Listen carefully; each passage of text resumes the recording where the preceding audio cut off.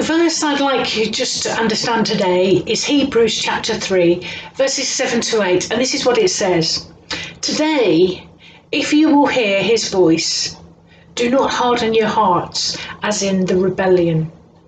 Today, if you will hear God's voice, do not harden your hearts as in the rebellion. I wonder what would happen to you if your phone rang and the person on the other end said, "This is Buckingham Palace." I wonder what your reaction would be. Would you put the phone down? Would you, believe it? Would you take it? I really wonder what would you do if your phone rang and on the other end was Buckingham Palace calling.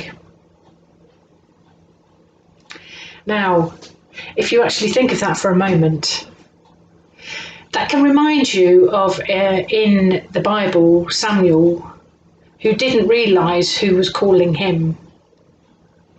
His name was called a few times.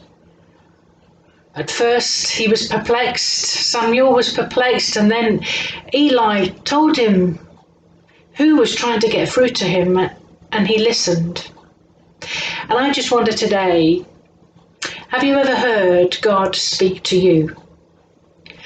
God speaks to us today through his written word, through the Bible, through people, through the Holy Spirit indwelling in us.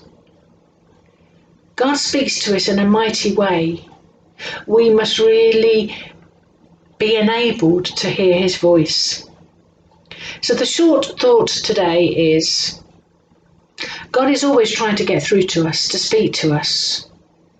And the important question is, are we taking the time to listen, or do we just put the phone down and think it's a joke?